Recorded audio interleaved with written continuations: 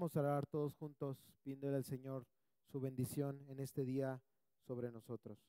Padre bendito, amado Señor, Dios Todopoderoso y Salvador, hoy te honramos a ti, Señor, y bendecimos tu nombre, como, Señor, lo cantábamos al final, todos juntos.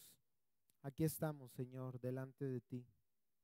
Sabemos que somos indignos, que, amado Dios, a la luz de tu santidad, somos impuros, imperfectos, pero recordamos que a través de la preciosa sangre de tu Hijo derramada en la cruz del Calvario tenemos acceso a tu santa presencia y a tus múltiples bendiciones. Es por eso que hoy no oramos en nuestro nombre ni por nuestros méritos, sino en el nombre de Jesús y por los méritos de Cristo, Señor, rogando que tu presencia nos bendiga en esta tarde, que seas tú con nosotros hoy, hablando a través de tu palabra nuestra vida, rompiendo, Señor, toda dureza de nuestro corazón y dándonos esa esperanza que tanto necesitamos. Que esa agua bendita de tu palabra santifique, llene, purifique, alimente, Señor, sacie nuestras vidas hoy.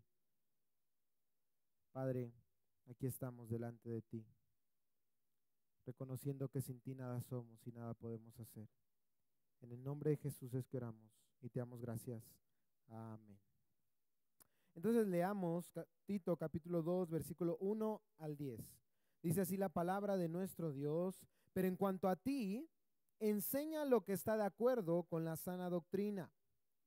Los ancianos deben ser sobrios, dignos, prudentes, sanos en la fe, en el amor, en la perseverancia. Asimismo, las ancianas deben ser reverentes en su conducta, no calumniadoras ni esclavas de mucho vino, que enseñen lo bueno, para que puedan instruir a las jóvenes a que amen a sus maridos, a que amen a sus hijos, a que sean prudentes, puras, hacendosas en el hogar, amables, sujetas a sus maridos, para que la palabra de Dios no sea blasfemada. Asimismo, exhorta a los jóvenes a que sean prudentes. Muéstrate en todo como ejemplo de buenas obras, con pureza de doctrina, con dignidad, con palabra sana e irreprochable, a fin de que el adversario se avergüence al no tener nada malo que decir de nosotros. Exhorta a los siervos a que se sujeten a sus amos en todo, que sean complacientes, no contradiciendo, no defraudando, sino mostrando toda buena fe, para que adornen la doctrina de Dios nuestro Salvador en todo respecto. Se cuenta la historia de un hombre llamado John Newton, quien vivió en Inglaterra a inicios del siglo XVIII. Él de pequeño fue instruido por su madre en las Sagradas Escrituras, en la palabra de Dios. Sin embargo, después de la muerte de aquella mujer piadosa, su madre, ese niño, quien se convertiría años después en un hombre, seguiría los pasos de su padre en alta mar y sin ninguna clase de temor a Dios. Diferentes circunstancias llevaron a John Newton a encontrarse con el negocio de vender esclavos. Y al notar que era una manera fácil de ganarse la vida, así lo hizo por un tiempo. Hasta que en una ocasión, el 10 de marzo de 1784, se produjo una gran tormenta que comenzó a inundar el barco donde Newton viajaba. En medio de la desesperación, el temor y el caos, Newton exclamó: que el Señor se apiade de nosotros. Una declaración de la que él mismo se sorprendería más adelante, ya que a pesar de la enseñanza de su madre en su niñez, ese era el primer deseo de misericordia que Newton había sentido en su corazón después de muchos años. Después de horas de profunda agonía e intensa oración por parte de este hombre, milagrosamente las aguas comenzaron a descender y un rayo de esperanza brilló en medio de la oscuridad. El 10 de marzo, escribió Newton, es un día muy recordado por mí y nunca he dejado que pase desapercibido desde el año de 1748, porque ese día el Señor vino de lo alto y me libró de las aguas profundas. Después de un tiempo naufragando, un marinero cercano quien lo había estado buscando, lo encontró a Newton en alta mar para así rescatarlo. Ese tiempo de desesperación fue usado por Dios para llevar a Newton a la misericordia de Dios. Newton pudo experimentar la gracia y el amor de Dios al darse cuenta que no solo necesitaba ser salvado del naufragio en su barco, sino principalmente del naufragio en su corazón, que lo había llevado por tantos años a estar alejado de Dios. Después de su conversión, Newton experimentó un intenso deseo por servir al Dios que le había salvado. Él renunció en su trabajo en alta mar como esclavista y comenzó una causa incluso por abolir el comercio de esclavos en Inglaterra. También comenzó a ministrar en la iglesia de Inglaterra y finalmente se dedicó a una de sus labores más reconocidas, componer himnos, siendo el más famoso de ellos Sublime Gracia. Un himno que retrata su propia conversión y la de todo creyente, una conversión solo por la sublime gracia de Dios. El himno dice así: sublime gracia del Señor que a un infeliz salvó. Fui ciego, mas hoy miro yo, perdido y Él me halló. Su gracia me enseñó a temer y a su vez mis dudas ahuyentó. Oh, cuán precioso fue a mi ser cuando Él me transformó. De mi maldad me libertó, mi Salvador me rescató, y como el mar fluye su amor, sublime gracia y amor. La realidad, amada familia, es que el mismo deseo que surgió en el corazón de Newton después de su conversión es el mismo deseo que comparte todo verdadero creyente: ensalzar y honrar la gracia incomparable del Dios que le ha salvado. Pero debemos reconocer, hermanos, que solemos fallar. Nuestras vidas constantemente no reflejan el carácter, el amor, la gracia y mucho menos la santidad del Dios que nos ha salvado. Por ello necesitamos venir una y otra vez a las Escrituras para ser confrontados, alentados y fortalecidos a través del Evangelio, para presentar ese mismo Evangelio a los que nos rodean a través de vidas que manifiestan y reflejan la salvación que recibimos a través de la gracia de Dios.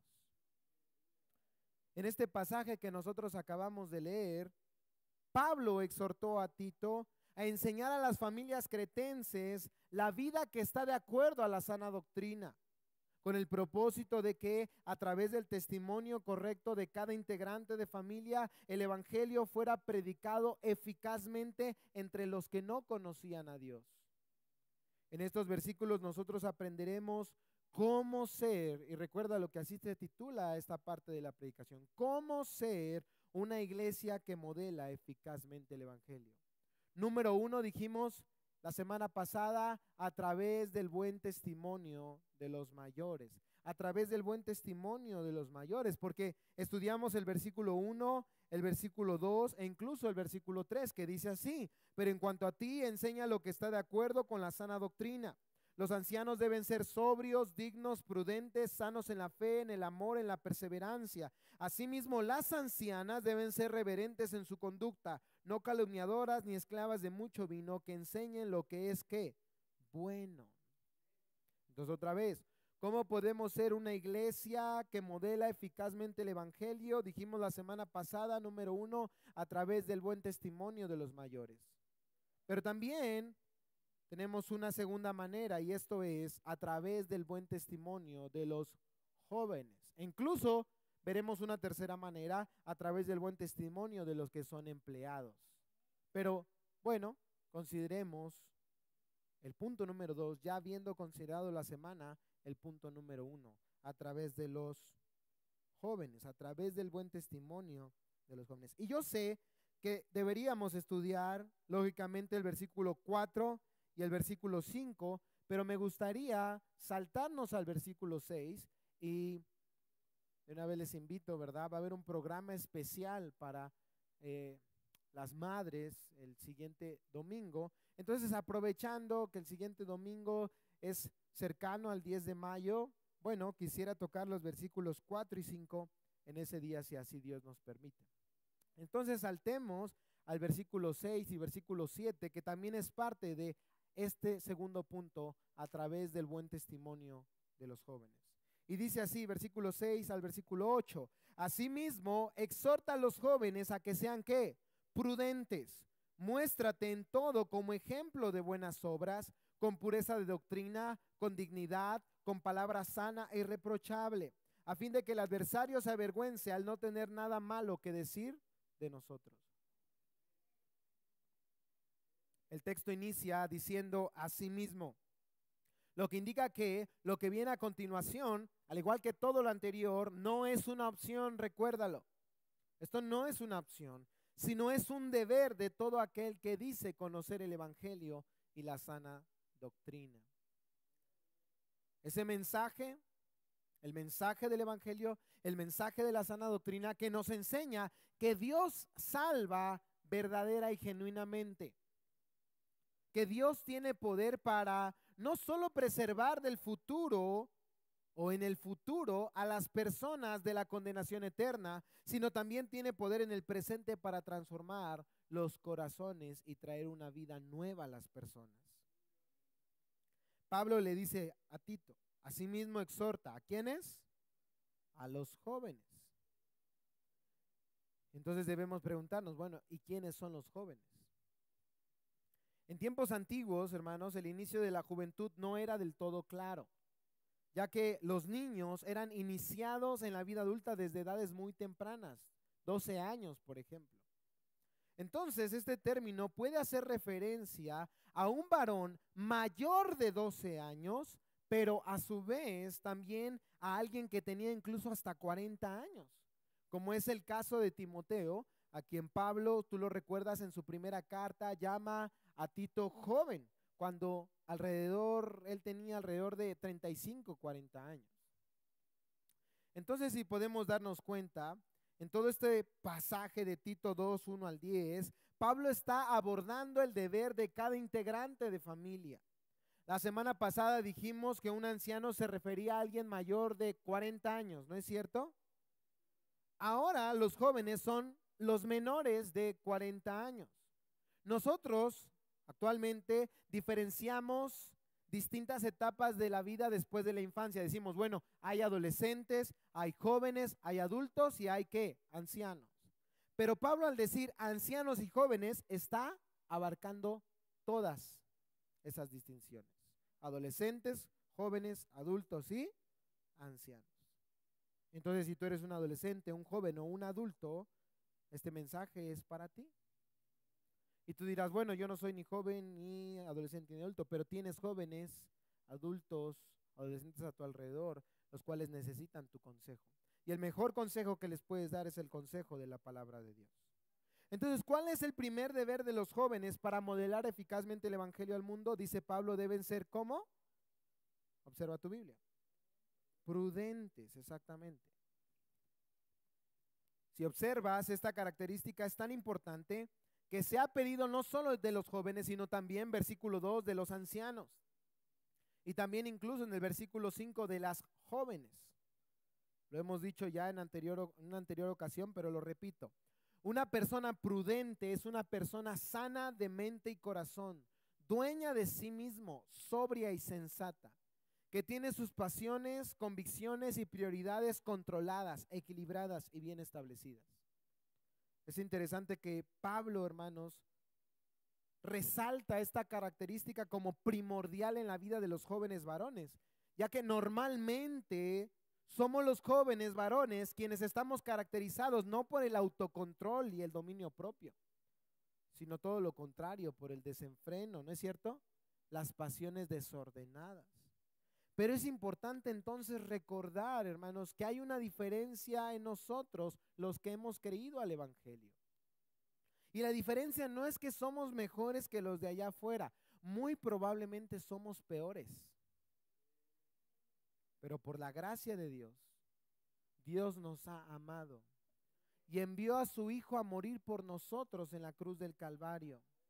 Y en el momento preciso, Él envió a nuestra vida su Santo Espíritu para cambiar nuestro corazón y darnos una nueva naturaleza, con nuevos deseos, con nuevos frutos. Uno de ellos, ¿cuál es? El dominio propio. ¿Te acuerdas lo que enseña Gálatas? Acompáñame, Gálatas capítulo 5, versículos 19 al 23. Gálatas 5, 19 al 23. Mira lo que tú y yo podemos producir en nuestras propias fuerzas. Dice Gálatas 5:19. Ahora bien, las obras de la carne son evidentes, las cuales son inmoralidad, impureza, sensualidad. Eso es lo único que nosotros podemos producir como seres humanos. Idolatría, hechicería, enemistades, pleitos, celos, enojos, rivalidades, disensiones, herejías, versículo 21, envidias, borracheras, orgías y cosas semejantes. Eso es lo único que nosotros podemos como seres humanos producir en nuestras propias fuerzas. ¿Cuál es la gloriosa noticia del Evangelio? Versículo 22. Pero el fruto del Espíritu es ¿qué? Amor, gozo, paz, paciencia, benignidad, bondad, fidelidad, mansedumbre y subrayamos dominio propio. Propio. Como repito, hermanos, debe existir una diferencia entre los que decimos creer a Dios y los que niegan la fe. Los que decimos creer que Dios salva y que les decimos a la gente de afuera, hay esperanza para ti, hay esperanza para ti, porque Dios puede cambiar tu vida, porque Dios puede liberarte de la esclavitud del pecado. Y si ellos nos ven esclavos del pecado, pues van a decir, no, gracias. No, gracias.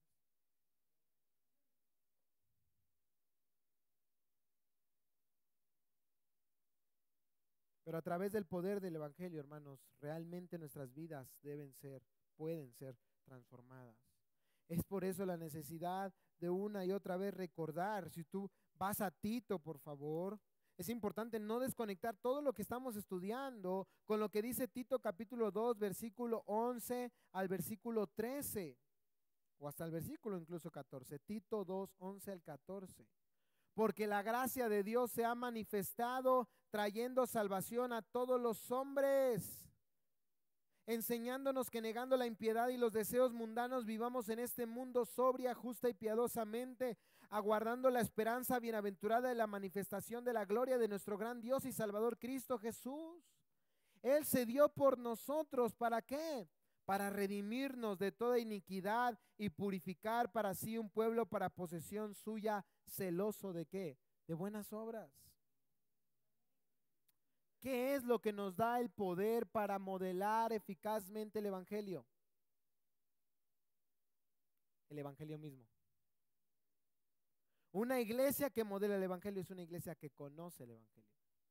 Una iglesia que puede modelar el Evangelio es una iglesia que crea el Evangelio.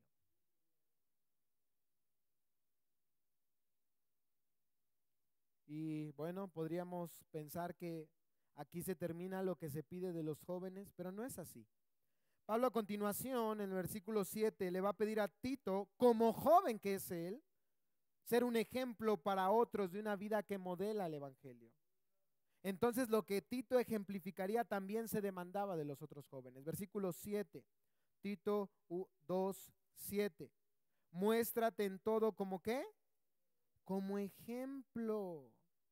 Tito, hermanos, tenía una gran responsabilidad en sus manos, la responsabilidad de ejemplificar con su vida la forma en la que otros creyentes, especialmente los varones, deben vivir.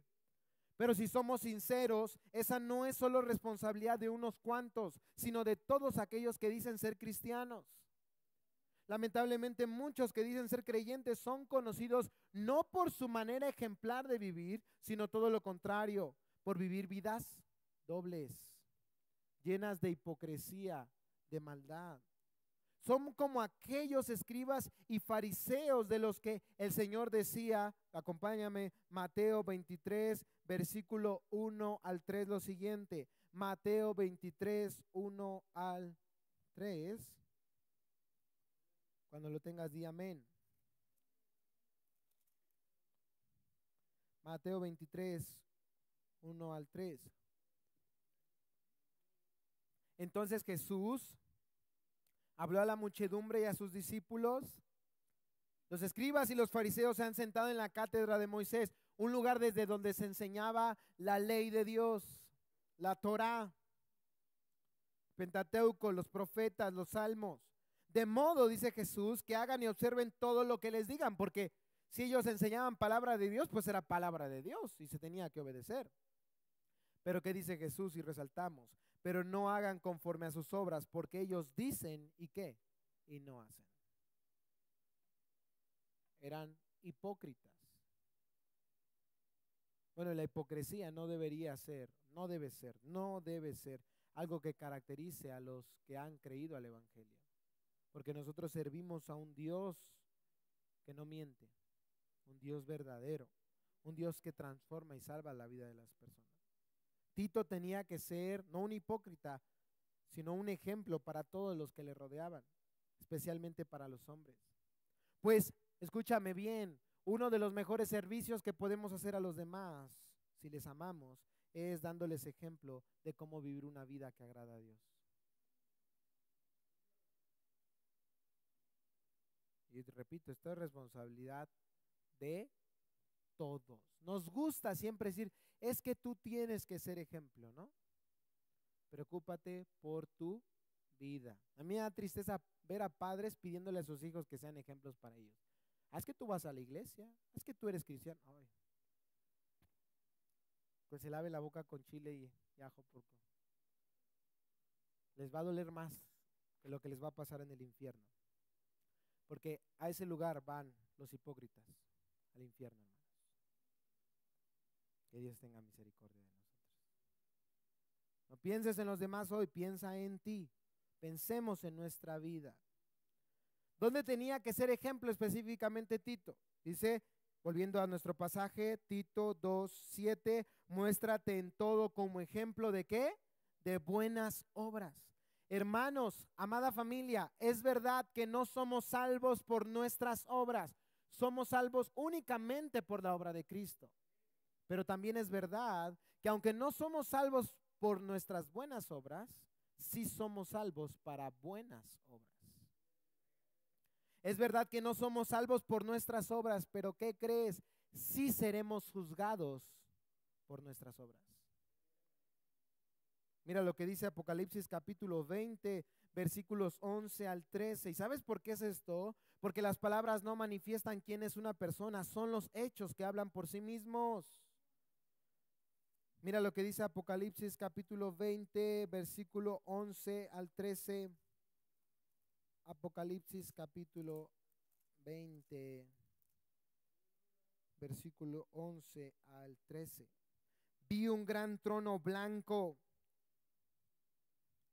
y aquel que estaba sentado en él, de cuya presencia huyeron la tierra y el cielo y no se halló lugar para ellos. También vi a los muertos grandes y pequeños de pie delante del trono, en otras palabras, todos los seres humanos, y los libros fueron abiertos. Otro libro fue abierto, que es el libro de la vida, y los muertos fueron juzgados por lo que estaba escrito en los libros, según ¿qué? Sus obras. Versículo 13, el mar entregó los muertos que estaban en él, y la muerte y el Hades entregaron a los muertos que estaban en ellos, y fueron juzgados cada uno, otra vez, ¿según qué? Sus obras. Hermano, pero yo soy salvo, ya, no voy a ser juzgado. Recuerda que la fe sin obras es una fe que muerta. No vas a ser salvo por tus obras, no, pero sí tus obras van a ser juzgadas para ver si tu fe es verdadera. Estaba platicando con mi esposa de una persona que no manifiesta, o por lo menos no está manifestando ser un creyente porque no se arrepiente. Y yo le decía, pues si no se arrepiente va a perecer en el infierno. Y ella se espantó y dijo, ¿cómo? La salvación no se pierde. No, pero ese hombre no tiene salvación, porque su falta de arrepentimiento muestra que no ha creído verdaderamente en Dios. Mira lo que dice Romanos capítulo 2. No son palabras mías, hermanos, es palabra de Dios. Romanos capítulo 2, versículos 6 al 8. Romanos capítulo 2, versículos 6 al 8.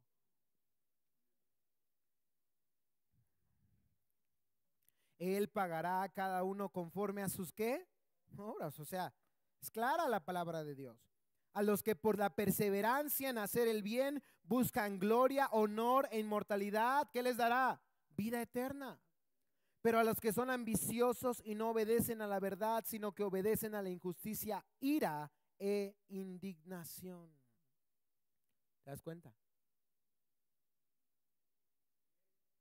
Otra vez repito, no somos salvos por nuestras obras, pero sí somos salvos para buenas obras. Es verdad que no somos salvos por nuestras obras, pero sí seremos juzgados por nuestras obras. Y las buenas obras de las que Pablo le habla a Tito son el producto de una fe verdadera. Sí es verdad que la Biblia dice en Efesios 2, 6 al 8, porque por gracia sois salvos por medio de la fe, y esto no de vosotros, pues es un don de Dios, no por obras para que nadie se gloríe. Pero no te olvides lo que dice el versículo 10, porque somos hechura suya, creados en Cristo Jesús, ¿para qué? Para buenas obras, las cuales Dios preparó de antemano para que anduviésemos en ellas. Pablo no le está pidiendo a Tito algo imposible para alguien que ha nacido de nuevo, para alguien que ha creído en el Evangelio. Las buenas obras se refieren a todas las acciones que son afables, dignas, agradables ante Dios. Toda obra que está libre de mancha y de corrupción. No estamos hablando, hermanos, de perfección. Nadie de aquí es perfecto, pero ya no somos esclavos del pecado. Antes no teníamos la capacidad de no pecar, éramos incapaces de no pecar, éramos esclavos del pecado. No es que ahora no pequemos, lamentablemente seguimos fallando, pero ahora se nos ha dado la capacidad de no pecar, es decir, de decir en medio de la tentación no al pecado. Porque algunos, ¿verdad?, se toman de Romanos 7, pues decir, no, es que no soy yo, es el pecado que mora en mí. No, si eres tú. No saques del contexto las palabras del apóstol Pablo. Eres tú.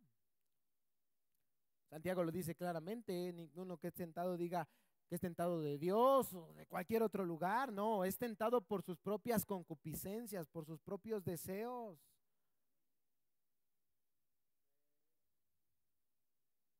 Pero ahora, a través del poder del Evangelio, el Espíritu Santo en nuestra vida, podemos hacer acciones agradables ante Dios. Enamora a Dios, enamora a la iglesia, enamora al prójimo.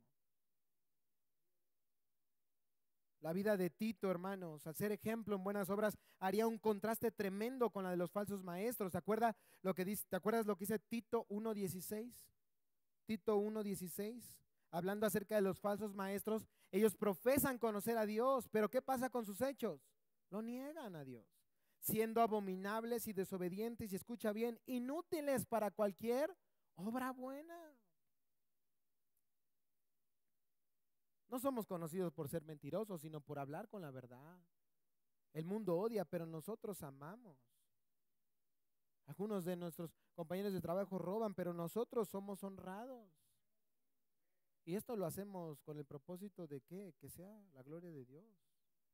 Porque la vida de todo creyente entonces hace un contraste con la vida de aquellos que no conocen a Dios. Y una vez más, no hacemos esto para que vean que somos mejores que ellos. No, hermanos, te lo repito, somos peores. La palabra de Dios dice que lo vil y lo menospreciado escogió Dios. ¿Cuántos de esos hay aquí? Más bien hacemos esto porque Dios ha sido misericordioso con nosotros y queremos manifestar su amor al mundo. Cuando perdonamos, cuando amamos incondicionalmente, cuando ayudamos a aquel que está necesitado, aunque no lo merezca. Y escucha bien esto que te voy a decir, y si quieres anotarlo va a ser mejor. Nosotros no obramos para que Dios nos ame. Nosotros no obramos para que Dios nos ame. Obramos porque Dios nos ha amado. Todas las religiones creadas por el ser humano te dicen lo contrario. Haz esto y esto y entonces Dios te va a amar. No, hermanos, Dios nos ha amado ya a nosotros. Por eso envió a su Hijo Jesús a morir por nosotros en la cruz del Calvario. Repito, nosotros no obramos para que Dios nos ame, obramos porque Dios nos ha amado. y queremos que otros conozcan de ese grandioso amor. Como decía Martín Lutero, Dios no necesita de tus buenas obras, pero tu vecino, sí. Dios no necesita de tus buenas obras, pero tu familia, sí. Y todos aquellos que te rodean. ¿Se acuerdan lo que dice Mateo capítulo 5, versículo 17? ¿Cuál es el propósito de nuestras buenas acciones? El mundo hace, entre comillas, buenas acciones, pero en realidad no son buenas porque ellos quieren vanagloriarse en lo que hacen. Pero nosotros, ¿con qué propósitos hacemos buenas obras delante de los hombres? Les dije 5, ¿verdad? No, no es 5. A ver, ¿dónde está ese versículo? Les dije Mateo 5, es 16, perdón. No es Mateo 5, 17, sino Mateo 5, 16. Déjenme de una vez corrijo esto. ¿Qué dice Mateo 5, 16? Así brille la luz de ustedes delante de los hombres para que vean sus buenas acciones y ¿qué? Y glorifiquen a nosotros, no, sino a su Padre que está en los cielos. Porque hermanos, ¿quién es quien nos da el poder para andar en santidad? ¿Quién es quien nos da el poder para hacer buenas acciones? Dios, Dios, siempre es Dios. ¿Te acuerdas cuáles son las obras de la carne? Eso es todo lo que nosotros somos. Pero las obras del Espíritu, eso es solo lo que el Espíritu de Dios hace por gracia en nuestra vida y a través del Evangelio. Pero no solo Tito y el creyente está llamado a ser ejemplo en buenas obras. Vuelve a nuestro pasaje, Tito 2, que dice, sigue diciendo el versículo 7. Dice, muéstrate en todo como ejemplo de buenas obras, pero también con pureza de doctrina y con dignidad. Hermanos, la responsabilidad de Tito era muy grande. Es probable que Pablo se estuviera refiriendo aquí a la pureza y dignidad que debía caracterizar la enseñanza de Tito, su vida, pero los estudiosos concluyen que va más allá. El término que se traduce aquí como pureza se refiere a algo que no puede destruirse, algo que no puede contaminarse. Puede ser traducido incluso como integridad, algo que es incorruptible, algo que está completo. A esto se le suma el siguiente término, el término dignidad, que se refiere, recuérdalo, a la clase de vida que en todo momento honra a Dios, de tal manera que se gana aprecio, respeto, honra. Entonces concluyen los estudiosos que más que la pureza y dignidad de la enseñanza, Pablo está amonestando a Tito, y dice un comentarista, a llevar una vida de integridad y pureza moral que corresponde a la enseñanza que Tito proclamaba. Porque no es cierto, podemos hablar palabras puras, la palabra de Dios, pero nuestra vida puede estar hablando todo lo contrario. Ambas cosas son necesarias. La pureza en lo que enseñamos, profesamos, pero también la pureza, la dignidad en la forma en la que vivimos. Y al revés, no solamente es necesario la pureza, la dignidad en la vida que llevas, porque la gente te puede decir, ah, sí, pues qué buena persona eres. Ay, gracias. No, el propósito es que al ver las buenas acciones te pregunten, oye, ¿por qué tú eres así? Y puedas decirle, porque soy creyente, porque soy cristiano, porque Dios me ha salvado. ¿Quieres conocer a ese Dios? Entonces no solamente es necesario predicar el evangelio con nuestra vida, sino también con nuestra boca. Por eso dice el versículo 8, no solamente con pureza de doctrina y con dignidad, sino también con palabra sana e irreprochable. Pablo le dice a Tito que tiene que ser ejemplo con palabra sana e irreprochable. Y ahora una vez más que referirse a la sana doctrina, Pablo está hablando aquí de cualquier palabra que saliera de la boca de Tito, en cualquier conversación. Esa palabra debía ser sana, limpia, pura, que edifique y no contamine, que sea una palabra, dice el texto, irreprochable. Es decir, algo sobre lo cual no se podía sostener ninguna falta o acusación porque es intachable. Somos los hombres los que solemos tener conversaciones nada pudorosas. Somos los hombres los que estamos inclinados más a hacer de cosas santas una plática irreverente. Somos constantemente los hombres los que hablamos en doble sentido. Eso no debe caracterizar nuestra boca ni nuestra vida, hermanos. Entonces, si lo piensas, tomando todo lo anterior, tanto la vida como las palabras y las obras de Tito y de todos los hombres debían ser ejemplares, puras, dignas, santas, sanas e intachables. Y te voy a decir algo bien interesante de la historia alrededor de estas palabras. Esto que Pablo habla aquí, estos adjetivos que él usa, diferían mucho de los adjetivos que en aquellos tiempos se usaban para describir la vida de hombres inmorales, como los violadores, los asesinos, los secuestradores, los ladrones. En días anteriores escuchaba la siguiente reflexión. Escucha bien. El hombre se encuentra en el punto más crucial de su historia. De ser productor, protector y proveedor, pasó a ser consumidor del placer. Pasó a ser esclavo de la dopamina y la subjetividad. Resultó ser un prisionero de la pornografía, de los licores, del vapor, del escape de la realidad. Y por si fuera poco, parece ser que la sociedad posmoderna quiere aprovecharse de ese estado como hipnótico en el que se encuentra el hombre para que abandone su masculinidad, la masculinidad verdadera, por una masculinidad maleable y fluida, una nueva, dicen, masculinidad.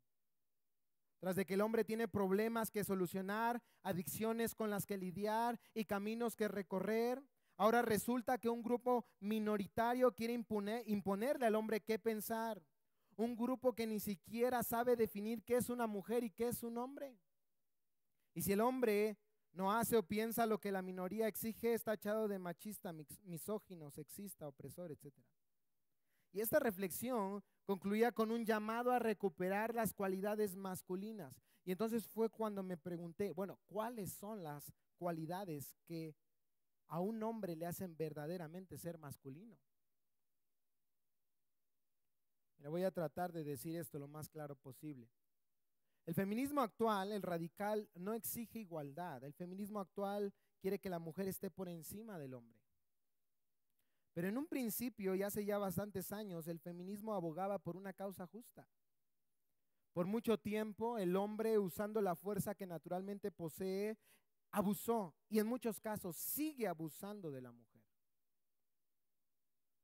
Es aplaudible que la mujer tenga el derecho a votar, que la mujer tenga el derecho a decidir con quién casarse, que la mujer tenga el derecho de denunciar si alguien abusa de ella. La mujer tiene derecho a vivir, de trabajar, de estar segura. Eso es un hecho y eso lo apoya la Biblia. Pero como todo movimiento creado por el ser humano, el feminismo se ha corrompido. Porque donde falla es en decir que la solución a los problemas que viven las mujeres es eliminando toda diferencia entre hombres y mujeres, es eliminando la masculinidad, es eliminando los roles de cada género. No, señores. Ante Dios valemos lo mismo, pero tenemos roles distintos. Por mucho que quisiéramos decir que somos iguales, tan solo a plena vista somos muy distintos. Y eso es bueno.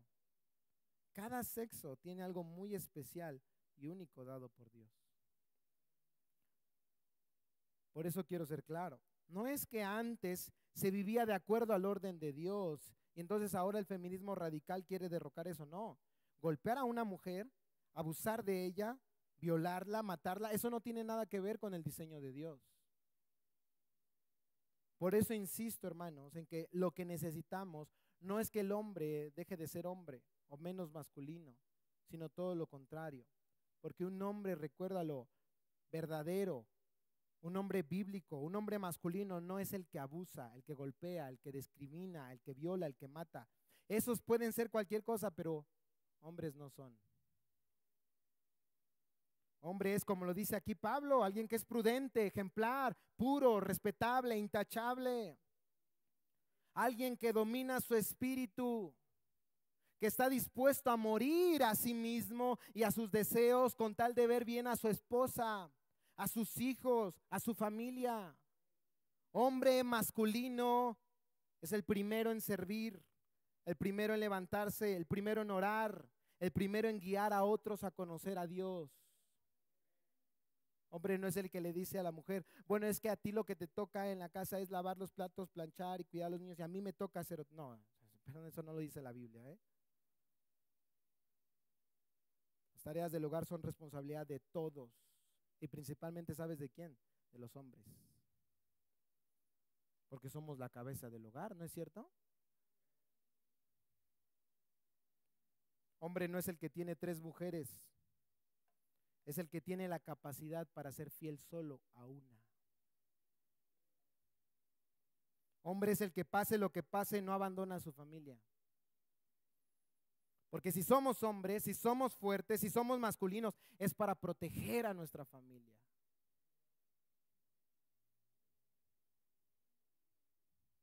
Un hombre que vive para sí mismo no es un hombre, es un niño. El hombre que ha alcanzado la madurez y la prudencia entiende que la belleza de la vida no consiste en vivir para sí mismo, sino para otros. Y sigue el ejemplo del más grande maestro, Jesús, el que vino no para ser servido, sino para servir a otros. ¿Se acabaron los amenes?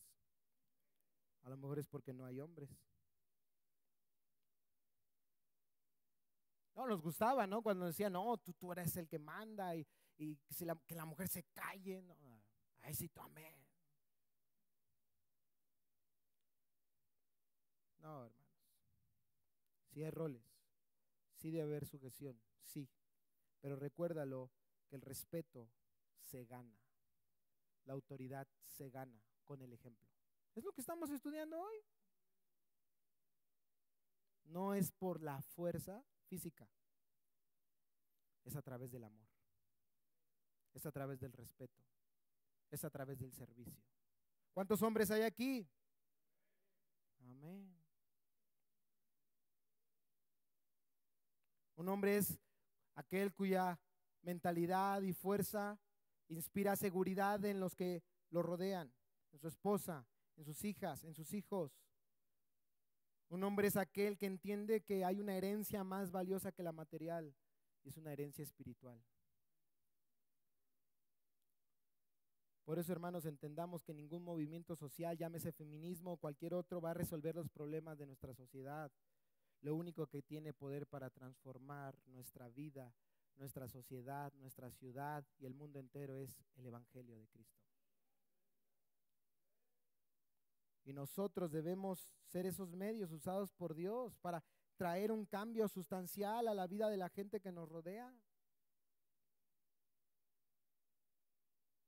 Como dijo en alguna ocasión un gran predicador, ¿quieres cambiar al mundo? ¿Cuántos de aquí quieren cambiar al mundo? Bueno, ¿cuántos hombres de aquí quieren un mejor mundo para sus siguientes generaciones? Ve a tu casa, ama a tu esposa, ama a tus hijos. Vive y predica el evangelio en medio de ellos. Lo demás, hermanos, lo hará Dios. Debemos ser ejemplos vivos de que realmente, hermanos, Dios existe, de que realmente Dios salva. De que sí, somos cabezas del hogar, pero hay una cabeza sobre nosotros. Y es Cristo. Porque recuérdalo, la máxima autoridad en la iglesia, en el hogar, no somos nosotros, es Dios. Es su palabra, hermanos. Y yo sé, hermanos, que el estándar está muy alto. O sea, el texto dice, maridos, amad a vuestras mujeres como Cristo amó a la iglesia. Wow. ¿Cuántos de aquí ya aman a su esposa como Cristo amó a la iglesia? Nos hace falta muchísimo, ¿no es cierto? Pero ¿saben para quién es la esperanza hoy? Para aquellos que reconocen eso. Señor, me hace falta. Señor, me he equivocado. Señor, he abusado de la fuerza que tú me has dado. Señor, me he aprovechado, he usado mal el rol que tú me has dado en mi hogar. No he sido un líder, sino un jefe, un patrón, un mandamás, un bueno para nada. Pero Señor, perdóname. Para esos hombres hay esperanza hoy. Y en eso se va a caracterizar la verdadera masculinidad. Reconocer que somos débiles, que necesitamos de Dios, que necesitamos del poder de Dios en nuestra vida. Para esos hombres hay esperanza hoy, porque la sangre de Jesús cubre nuestros pecados y nos ayuda a dejar nuestro pecado y a ir en pos de la santidad. Nos ceñimos nuestros lomos, como dice la Biblia.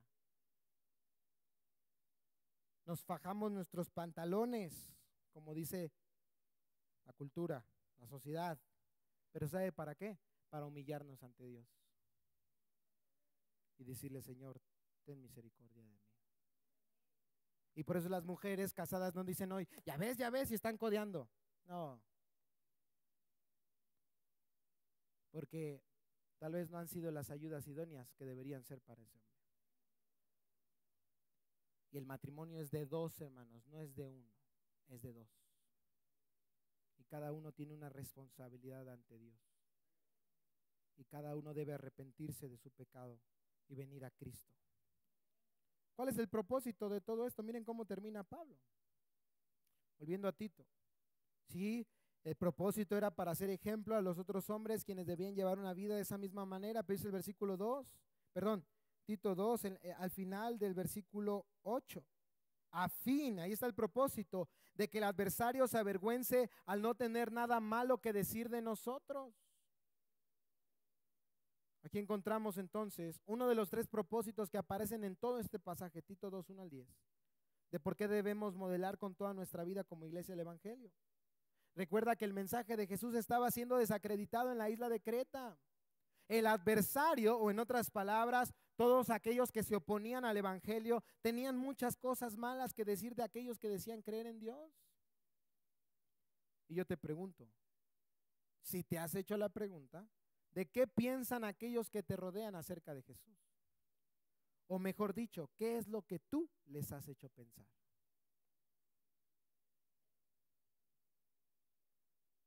De ese hombre que te hablé al principio, John Newton, él también escribió lo siguiente: es cierto que no soy lo que debería ser, pero bendito sea Dios porque ya no soy lo que era.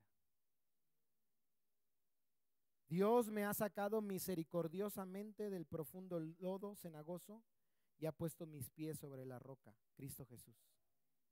Él ha salvado mi alma y ahora es el deseo de mi corazón ensalzar y honrar su gracia incomparable, gratuita, soberana y distintiva, porque por la gracia de Dios soy lo que soy. Es verdad, hermanos, y es importante recordarlo, que a nosotros como creyentes no nos define lo que hacemos. Eso es bueno, porque si tú te preguntas, ¿qué respondo yo hoy? Si yo soy un verdadero hombre, no lo soy, hermanos. Me hace falta mucho. ¿Como a ti? Si es que lo reconoces. Pero a mí no me define lo que hago, lo que dejo de hacer. Lo que me define a mí es el sacrificio de Cristo a mi favor. Eso es lo que me hace ser hijo de Dios. Pero esa misma gracia es la que me motiva y la que debe motivarte a ti, llevarte a tener un deseo como el de Newton, intenso por glorificar a Dios con tu vida. No uses la gracia como un pretexto para pecar. No uses el sacrificio de Cristo como un refugio para tu pecado y falta de arrepentimiento. Todo lo contrario, ven a Cristo y arrepiéntete hoy. Arrepintámonos hoy. Porque recordemos que no es arrepentimiento cuando lloramos. El arrepentimiento es cuando cambiamos. Y el cambio solo puede venir a través del poder de Cristo. Es tiempo que como hombres nos levantemos como instrumentos en las manos del Dios poderoso para cumplir su propósito en nuestra vida, para ser moldeados a su imagen y venir cuantas veces sea necesario ante el trono de su gracia para encontrar perdón, restauración, limpieza por nuestro pecado y poder para vivir de acuerdo a su voluntad. de tal manera que en medio de nuestra debilidad podamos ser usados en sus benditas manos para la salvación de los perdidos. Nuestra familia, ¿no? En primer lugar. Para la edificación de su iglesia y para la gloria de su santo nombre. ¿Cuántos hombres y mujeres podemos decir amén? Que Dios tenga misericordia de nosotros. Oremos. Padre, te doy gracias. Gracias porque es verdad, Señor, tu palabra a veces como un martillo, Señor, como un fuego, como una espada, Señor, que penetra nuestro corazón hasta partir todo nuestro ser. Y ante tu presencia, Señor, toda verdad sale a la luz. Señor, no somos quienes debemos ser, no lo somos. Porque aún, Señor, seguimos luchando contra el pecado. Pero, oh amado Dios, hoy nos arrepentimos de nuestro propio arrepentimiento, Señor.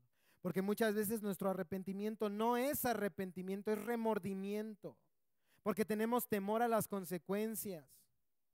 Porque tenemos temor a la vergüenza. Pero hoy ayúdanos a arrepentirte, Señor, porque nos duele pecar contra ti, Señor. Porque nos duele, Señor, no responder correctamente ante la sangre de tu Hijo Jesús, que es tan santa, tan pura, Señor. Qué malvados hemos sido cuando usamos esa sangre para justificar nuestro pecado, para justificar nuestra falta de arrepentimiento. Oh, amado Dios, concédenos hoy desde el cielo un verdadero y genuino arrepentimiento, Señor. Porque no somos los hombres que deberíamos ser, no lo somos, Señor. Pero también reconocemos que por tu gracia no somos lo que éramos antes, Señor.